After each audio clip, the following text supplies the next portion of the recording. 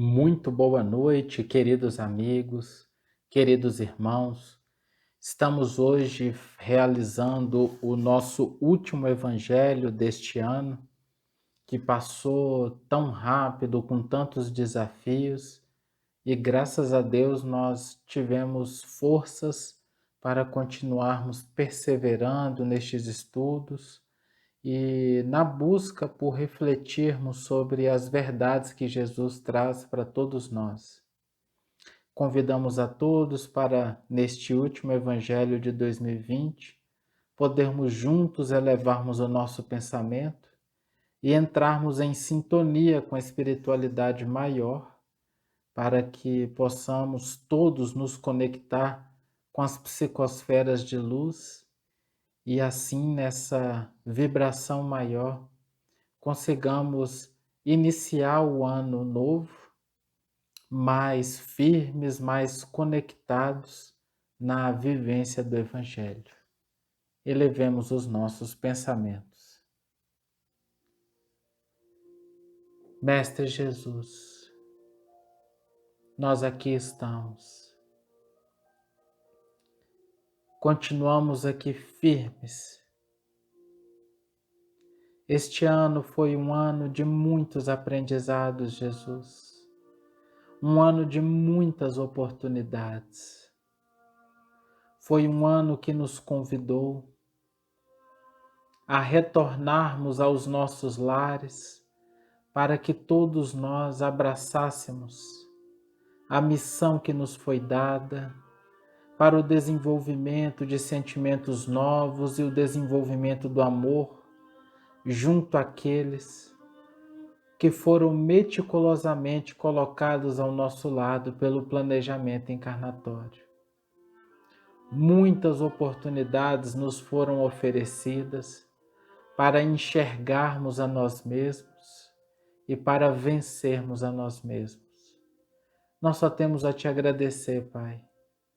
Agradecer profundamente porque esta doutrina nos possibilita enxergar as coisas como elas são e sentindo e percebendo a realidade na sua integralidade, livre das ilusões do mundo, podemos melhor aproveitar a nossa encarnação.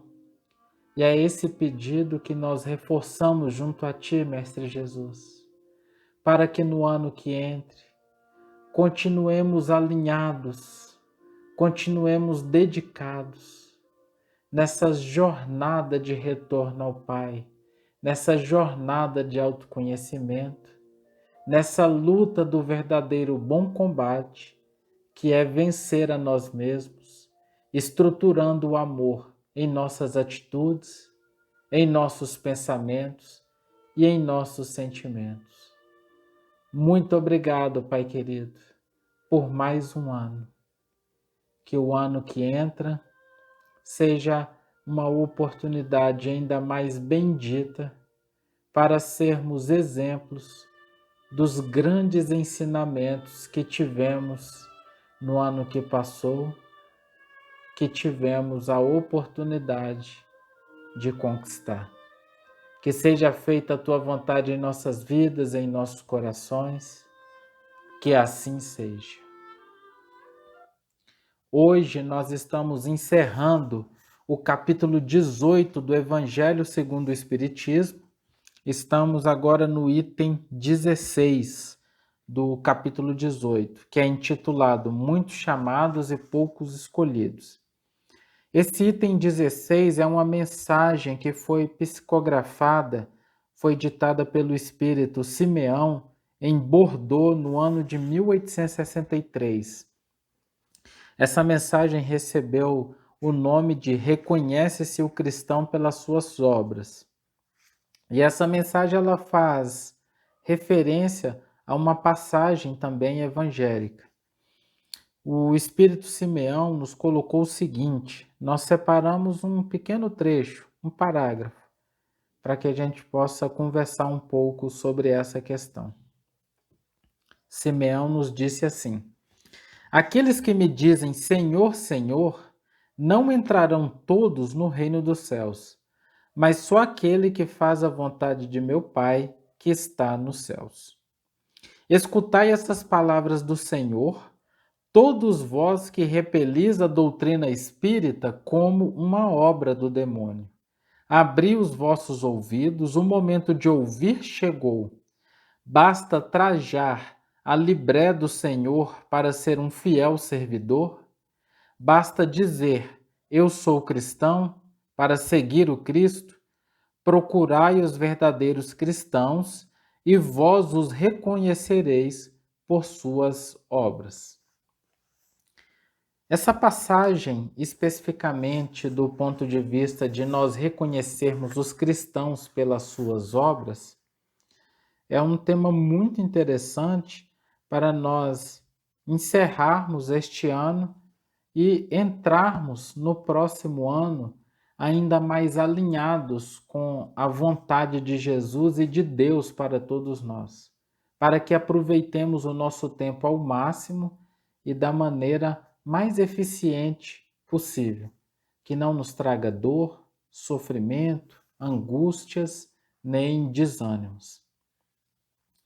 Quando nós colocamos que a cada um segundo as suas obras, a primeira pergunta que nós devemos fazer é: qual obra Jesus espera de mim?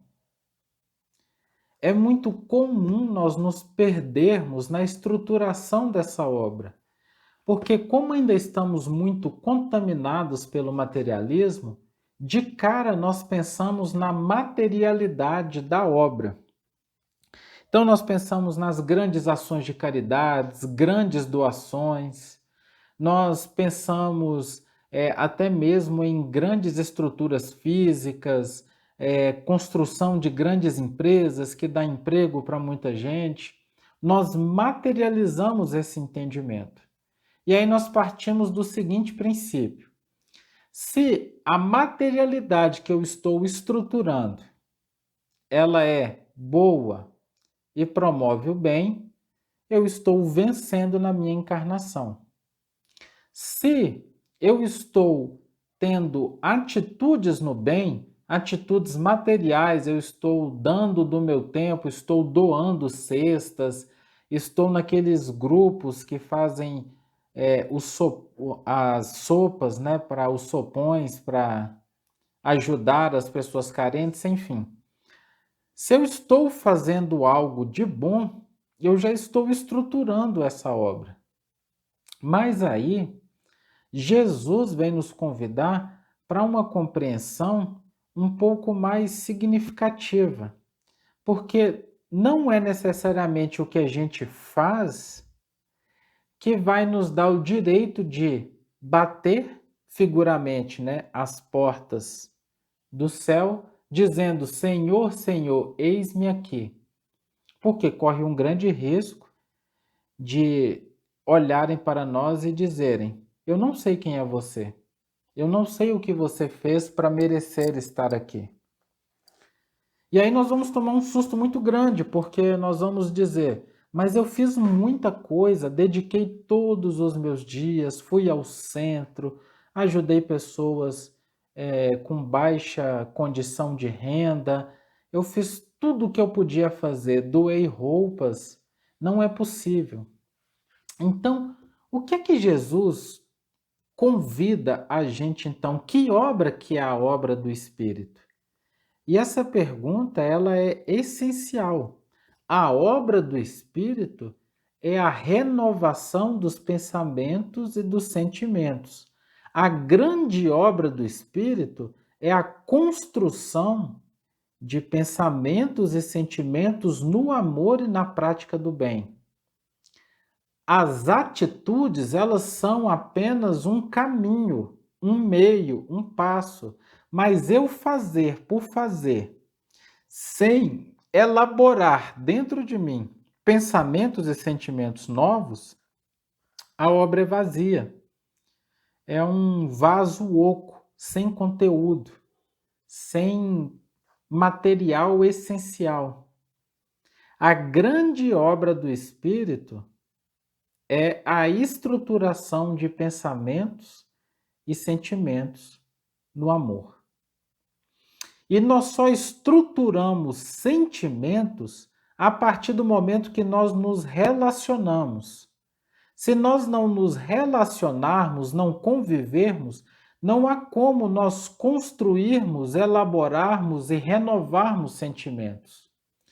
E o fato que nós fomos colocados para conviver, para experienciar uma relação de afeto com aqueles que nos permitiriam a construção de uma obra nova dentro de nós, para sanearmos o nosso passado de dores e para também termos a oportunidade de reparar o mal que fizemos a muitos. Mas, quando essa convivência nos bate à porta, especialmente por intermédio dos familiares, nós fugimos. E todos aqueles que não agem exatamente como eu gostaria que eles agissem, nós passamos a anular da nossa convivência. E nós começamos a entrar num padrão de exclusivismo. O que é exclusivismo? Exclusivismo é esse nosso desejo, essa nossa tendência a excluir sistematicamente os outros, excluir aqueles que não se adequam a um padrão que eu defini. Então, nós passamos a excluir, por exemplo, outras pessoas que seguem uma religião diferente da nossa. E nós pegamos a religião que seguimos e definimos que ela é exclusiva, somente ela levará à salvação. E todos aqueles que não fazem parte desse nicho, desse conjunto social, não merecem a minha convivência. A gente exclui os outros por tudo. Se essa pessoa bebe, não serei mais amigo dela. Se ela fuma, também não mais serei. Se essa pessoa tem muito dinheiro, eu acho isso um absurdo. Também não vou ser amigo dela.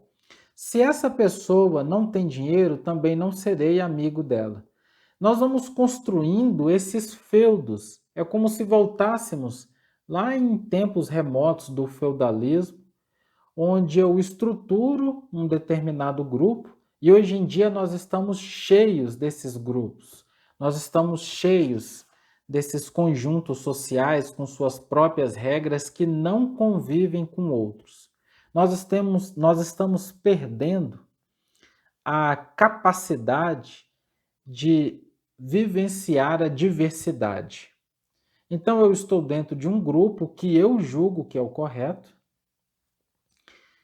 e a partir daí, todos aqueles que têm uma linha de ação diferente daquilo que eu entendo que é o melhor, eu passo a criticar e a julgar.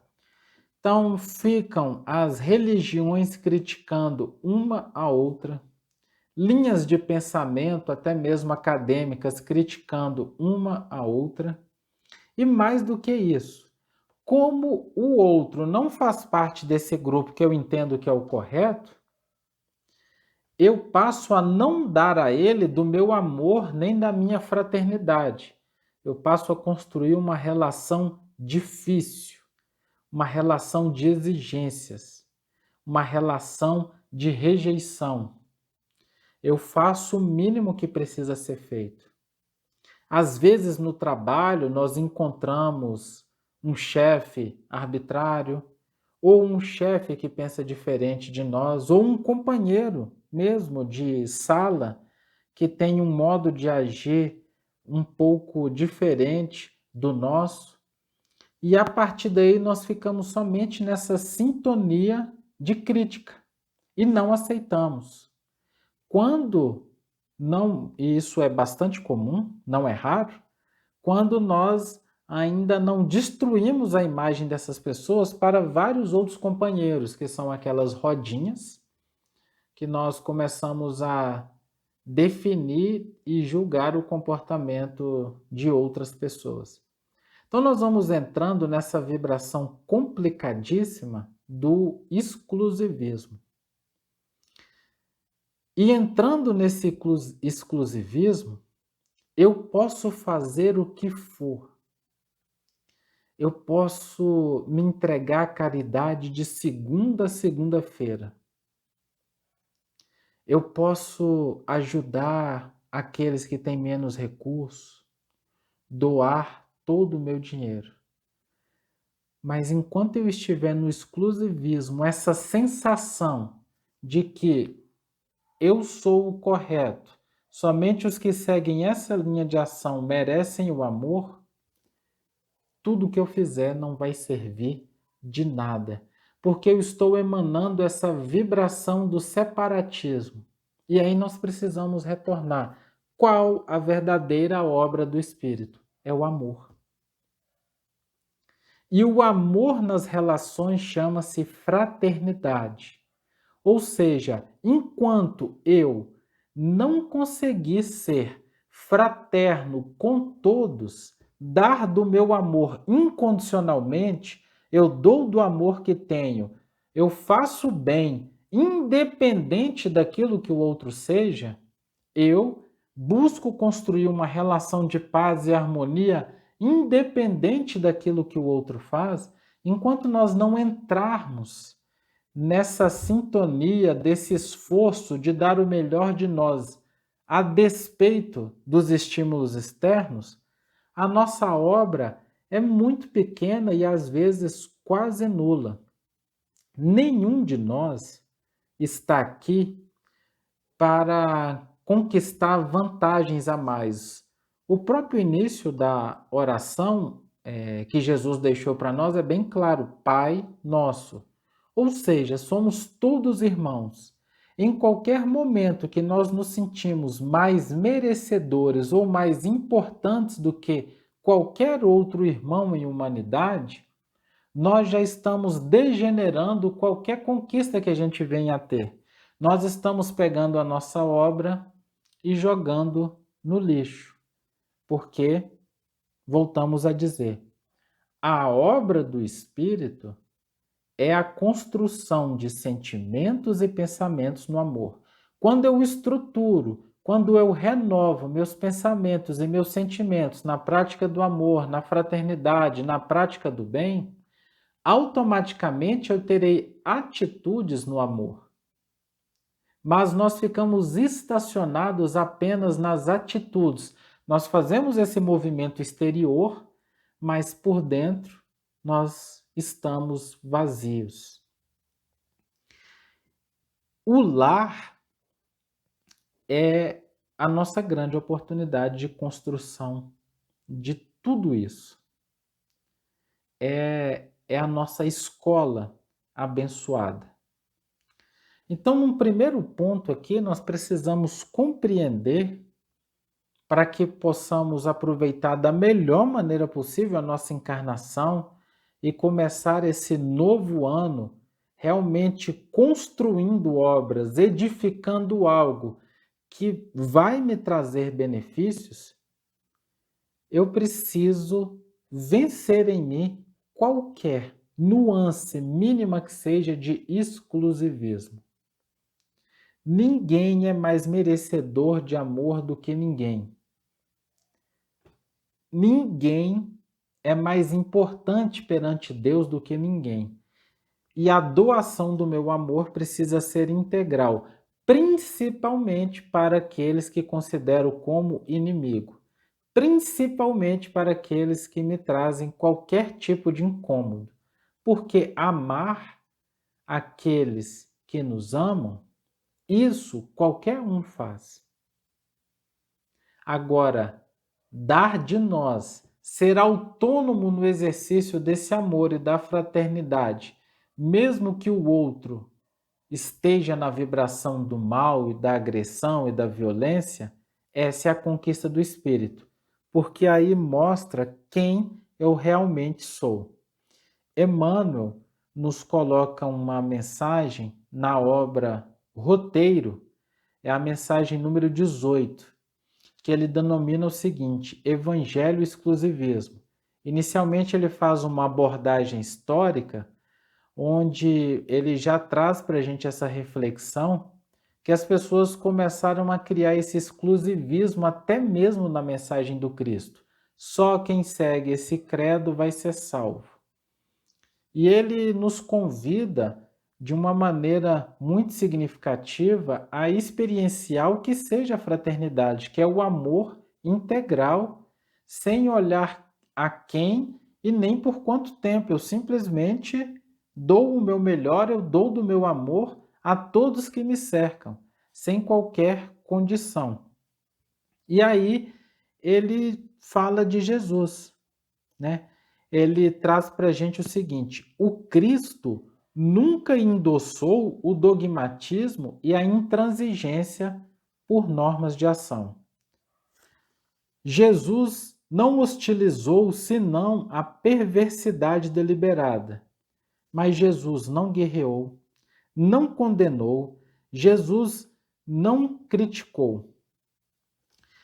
Jesus combateu o mal socorrendo as vítimas.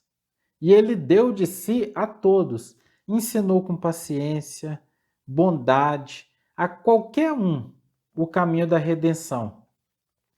E é importante a gente frisar, como coloca Emmanuel, que Jesus começou o ministério da palavra conversando com os doutores do templo e terminou o apostolado palestrando com os ladrões. Não havia distinção na postura de Jesus. A ninguém Jesus desdenhou. E os transviados infelizes, era para esses que ele dava uma atenção ainda mais calorosa. Jesus preparou o espírito dos pecadores para os grandes cometimentos do Evangelho com admirável confiança e profunda bondade, sem exigir de nenhum deles qualquer atestado de pureza. De nada. Jesus convidava, não perguntava qual era o recurso, qual era o conhecimento teórico, nada. Ele auxiliou mulheres desventuradas e qualquer auxílio que Jesus vinha dar era sempre com serenidade e sem desassombro, sem nenhum comportamento com aquele movimento de fazer brilhar mais o erro da pessoa. Quando a gente faz aquelas interjeições, meu Deus, olha o que você fez. Não havia isso de Jesus. Era sempre uma tranquilidade que acalmava. E, a despeito de todos os preconceitos daquela época, ele respeitava e fazia valer a dignidade feminina. Ele não buscou o título, ele se inclinou a todos os corações e ele tratou com a mesma intenção de expressão afetiva o cego desprezado, que era Bartimeu, que ficava ali jogado pedindo esmola, e com esse mesmo afeto ele tratou também Nicodemos, que era um mestre de Israel, um grande doutor da lei. O fato é que a intolerância jamais compareceu ao lado de Jesus em qualquer momento da propagação da Boa Nova. E Emmanuel termina a mensagem no último parágrafo dizendo o seguinte: o isolacionismo orgulhoso na esfera cristã é simples criação humana, fadado naturalmente a desaparecer, porque, na realidade, nenhuma doutrina quanto o cristianismo trouxe até agora ao mundo atormentado e dividido os elos de amor e luz da verdadeira solidariedade. Então, o convite para todos nós, na edificação dessas obras que nos levarão à felicidade e à paz integrais, é a renovação desses sentimentos na direção do amor. E a ferramenta mais preciosa, mais valorosa para renovar sentimento, a ferramenta mais eficiente é o relacionamento. E a pergunta é: como estão os nossos relacionamentos? Que sacrifício eu tenho feito para vencer o orgulho, a vaidade e o egoísmo em mim, para dar do meu amor ao outro, independente do que o outro faça? Quantos amigos eu realmente tenho? Essa reflexão ela é muito importante, porque nós só construímos verdadeiros amigos quando nós renunciamos.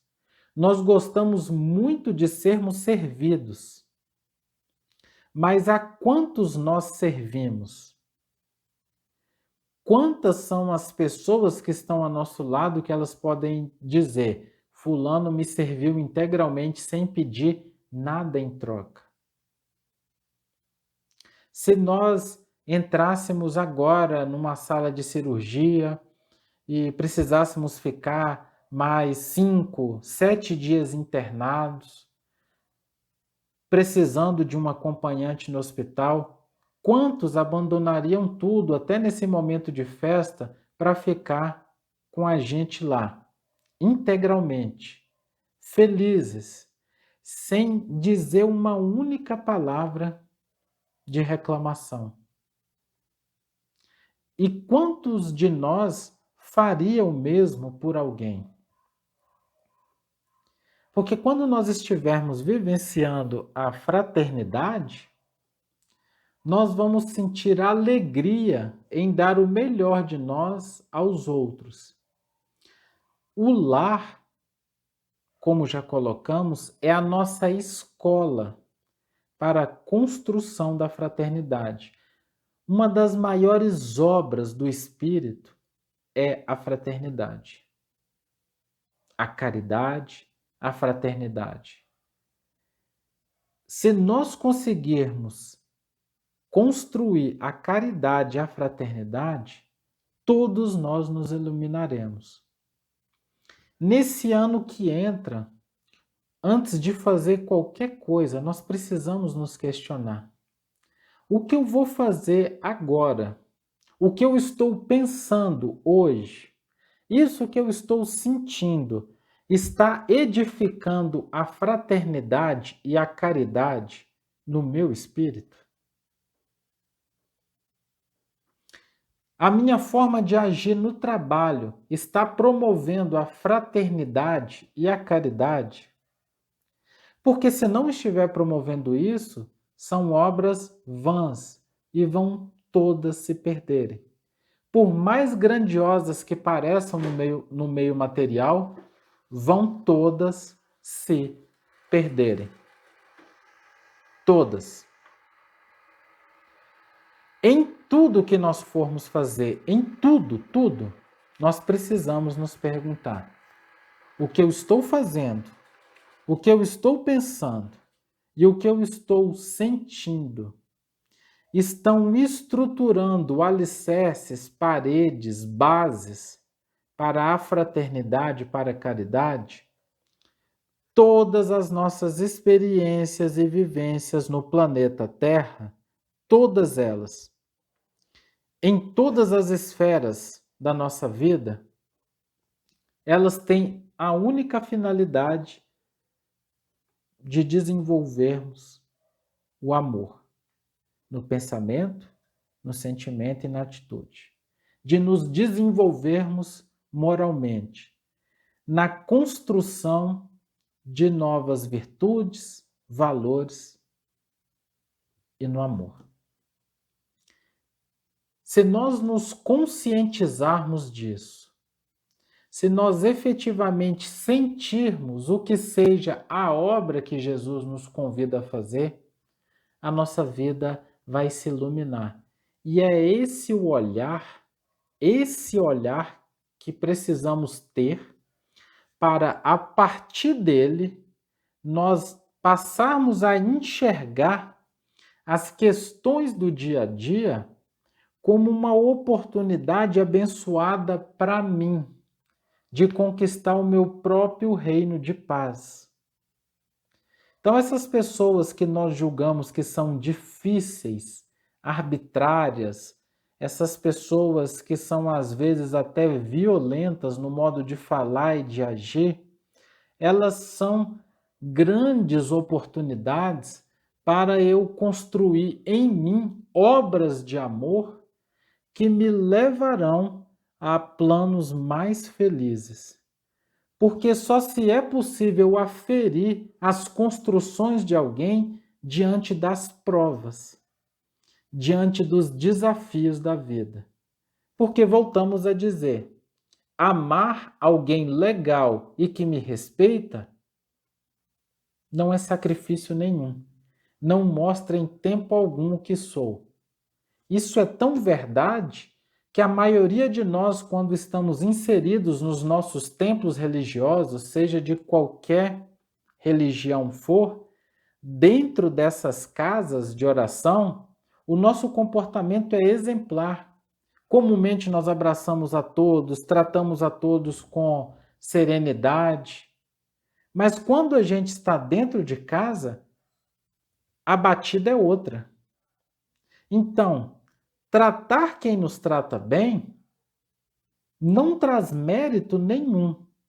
A única maneira possível de nós avaliarmos quais são as verdadeiras conquistas do espírito no amor é na experiência de situações desafiadoras. Dentro de tudo isso, eu gostaria de encerrar com umas partes da mensagem que está no capítulo 2 do livro Jesus no Lar. Esse livro, né, que é uma psicografia de Neio Lúcio, esse livro é um grande ponto de luz. Esse livro, ele traz para nós, ele conta alguns evangelhos no lar que Jesus conduziu na casa de Pedro. Então, eles liam as escrituras sagradas e depois Jesus fazia uma breve explicação, assim como nós fazemos o nosso evangelho no lar. E a partir daí, abria para aquelas pessoas que estavam ali ao redor, para elas compartilharem as dúvidas, os anseios, as dificuldades, e Jesus trazia sempre um entendimento de muita luz. Inclusive, eu convido a todos, se possível for, façam em família, estudem essa lição número 2. Se vocês não tiverem o livro, o nome do livro é Jesus no Lar, ele é facilmente encontrado no Google, né, em PDF, especialmente esse capítulo 2. Mas todo esse livro é uma grande bênção. É lição atrás de lição que nos refrigera o coração e os sentimentos. E nessa lição em especial, após terminado aquelas conversações iniciais, as explicações iniciais que Jesus deu sobre as Escrituras Sagradas, a sogra de Pedro, ela que estava enfrentando algumas dificuldades, ela questiona Jesus sobre o que realmente é a vida no lar, porque é um desafio para todos nós. A experiência doméstica é um desafio para todos nós. E a forma como Jesus conduz essa explicação e esse ensinamento é muito consoladora, nos enche de coragem. Eu separei aqui alguns trechos só, e é com esses trechos que eu gostaria de convidar para o nosso encerramento, para que a gente possa começar esse ano novo sustentado por essas verdades, esses ensinamentos que Jesus traz para nós.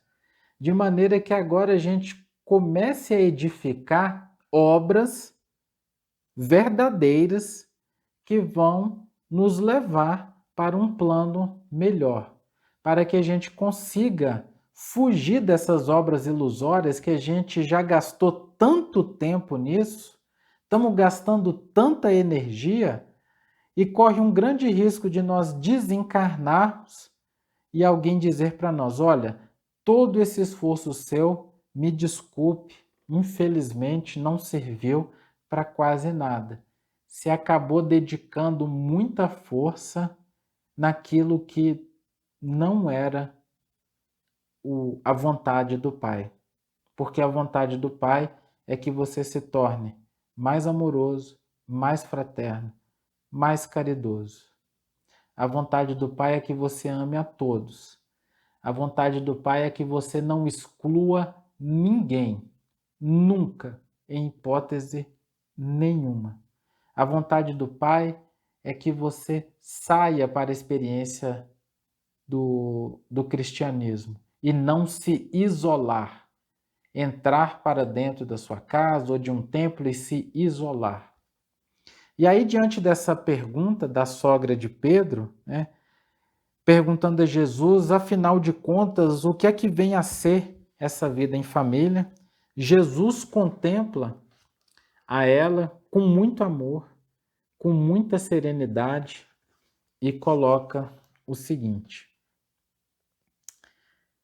nós iniciamos a tarefa doméstica entre flores para encontrarmos depois pesada colheita de espinhos. No começo é a promessa de paz e compreensão.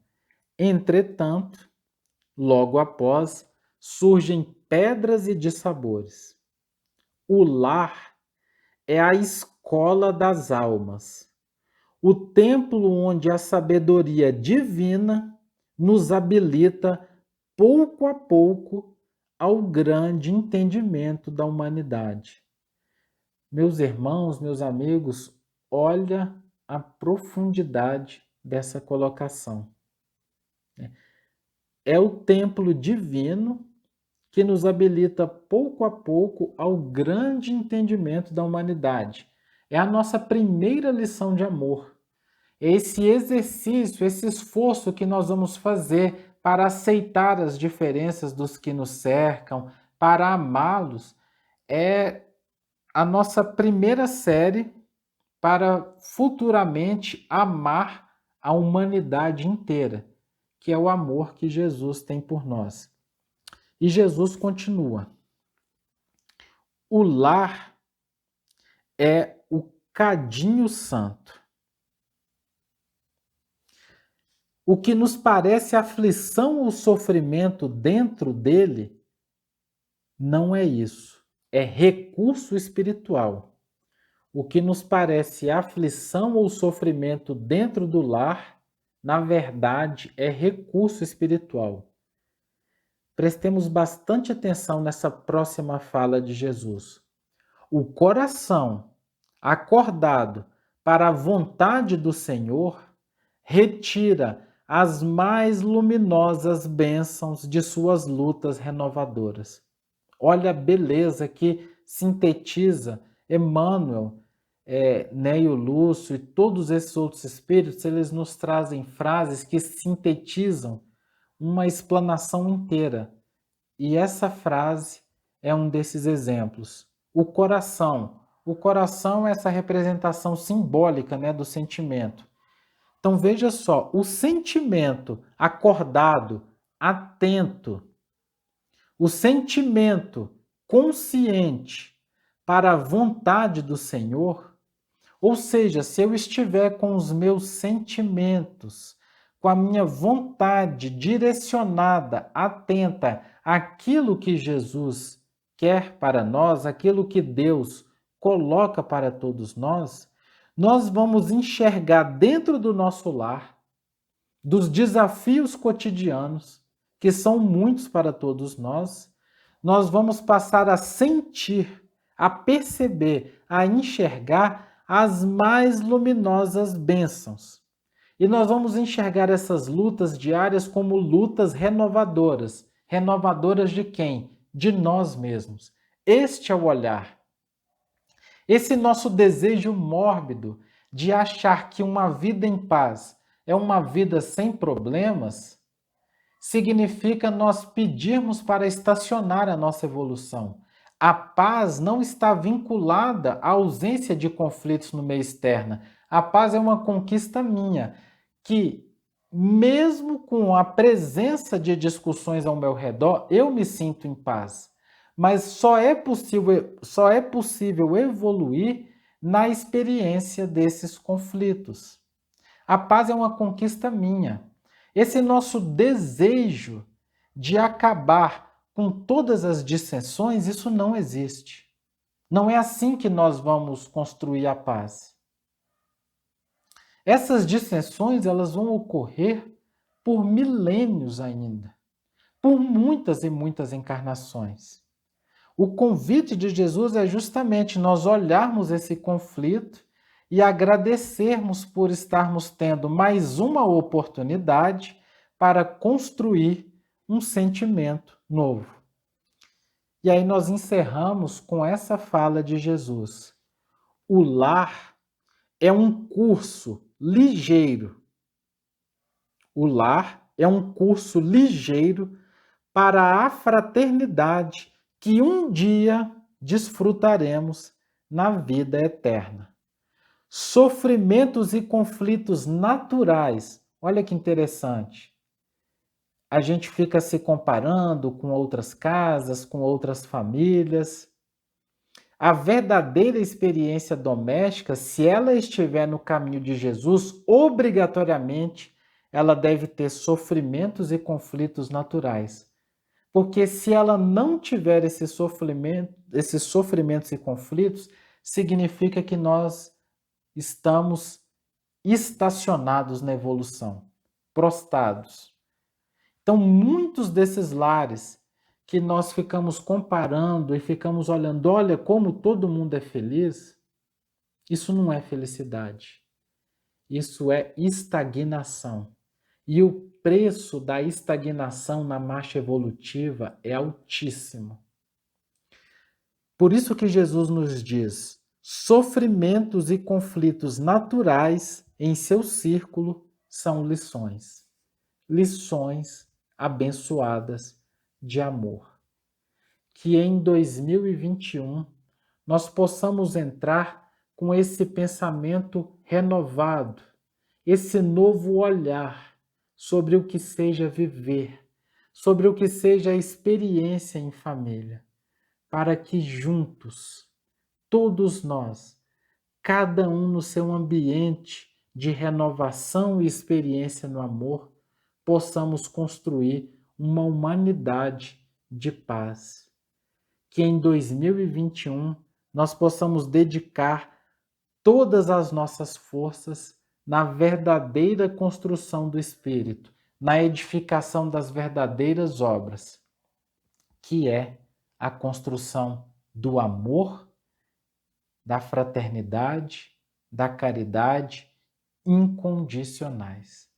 Que o Mestre Jesus ampare a todos nós e que venha o próximo ano e que estejamos com um sentimento ainda mais fortalecido para seguirmos sempre em frente.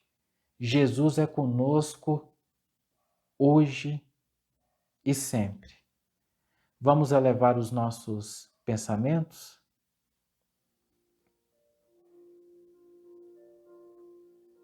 Amado Mestre Jesus,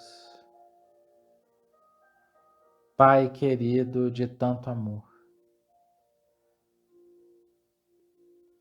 agradeço, Mestre, por tantas oportunidades que o Senhor tem nos concedido, na experiência, Mestre querido,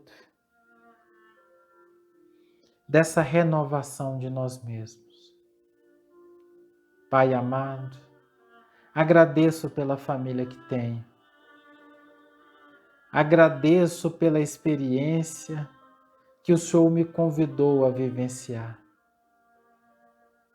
Agradeço, Mestre querido, por esta família universal que o Senhor colocou em nossa jornada para convivermos. Amado Mestre Jesus, auxilia a todos nós para que nós possamos dar o melhor que pudermos dar, em amor e em fraternidade, sem olhar a quem, sem condicionar as atitudes do outro, que possamos dar o máximo de nós incondicionalmente. Que possamos, Mestre Jesus, assim como os apóstolos, os cristãos primitivos de outrora, independente das agressões, das rejeições, que nós possamos ser só amor. Mestre Jesus, nos ajuda a vencer qualquer tendência de exclusivismo, qualquer tendência de isolamento. Nos ajude, Mestre querido, a vencer a nós mesmos, para que onde quer que nós passemos, sejamos pontos de luz, a espargir delicadas pétalas de amor por meio das nossas atitudes, dos nossos pensamentos e dos nossos sentimentos no amor. Que possamos acariciar todos os corações, levando o bálsamo do perfume, do nosso afeto e do nosso carinho a quem quer que seja, Mestre amado. Que as nossas mãos possam estar sempre repletas do perfume do amor, mesmo que muitas vezes recebamos por recompensa a violência, a ignorância e a indiferença.